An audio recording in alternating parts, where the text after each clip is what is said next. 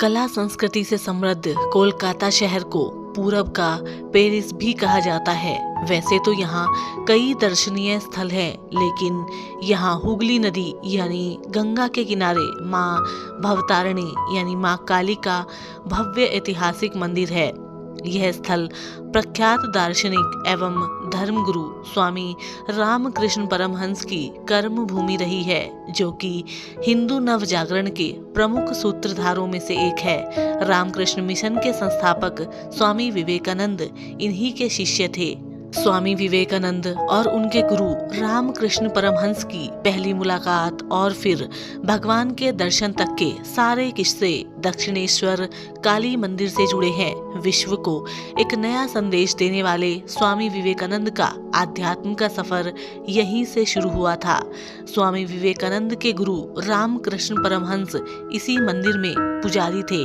इस मंदिर का इतिहास बेहद पुराना है और आज हम आपको इसकी स्थापना से जुड़ी कुछ रोचक बातें बताने वाले हैं। आपको बता दें कि 1847 में अंग्रेजों के शासनकाल में इस मंदिर का निर्माण किया गया था। मंदिर की स्थापना से जुड़ा किस्सा बहुत ही रोमांचक है। दरअसल इस मंदिर को एक रानी ने बनवाया था, जिनका नाम रानी रासमणी था। वैसे तो रासमणी गरीब परिवार से थी, लेकिन उनकी शादी कोलकाता के जान बाजार के राजा राजचंद्र से हुई थी।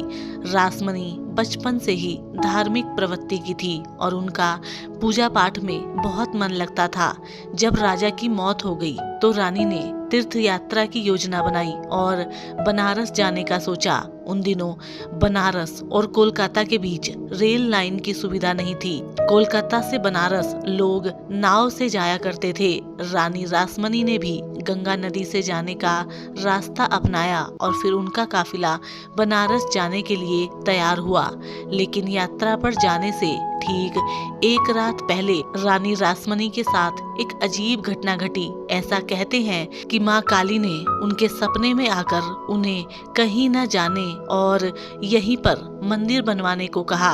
इसके बाद बनारस का कार्यक्रम रद्द कर रानी ने गंगा के किनारे माँ काली का ऐसा मंदिर बनवाया जिसकी जोत कभी नहीं बुझती। कहते हैं कि जब रानी गंगा के घाट पर जगह की तलाश करते हुए आई तो उनके दिल से एक आवाज आई कि इसी जगह पर मंदिर का निर्माण होना चाहिए। फिर ये जगह उन्होंने खरीद ली और मंदिर बनाने का काम तेजी से शुरू कर दिया। 1847 में मंदिर का निर्माण शुरू हुआ और पूरे 8 सालों बाद 1855 को पूरा हुआ। रामकृष्ण परमहंस का इस मंदिर से जुड़ने का किस्सा भी काफी रोचक है। दरअसल मंदिर निर्माण के बाद राजपुरोहित को यहाँ पूजा अर्चना करने का जिम्मा सौंप दिया गया।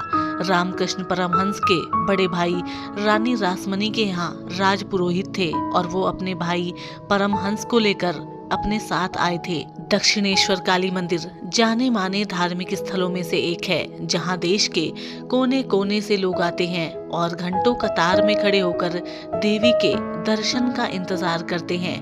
कहते हैं कि दक्षिणेश्वर काली मंदिर ही वह मंदिर है जहां रामकृष्ण परमहंस को माँ काली ने दर्शन दिए थे और स्वामी विवेकानंद को भी भगवान के दर्शन इसी मंदिर में हुए थे।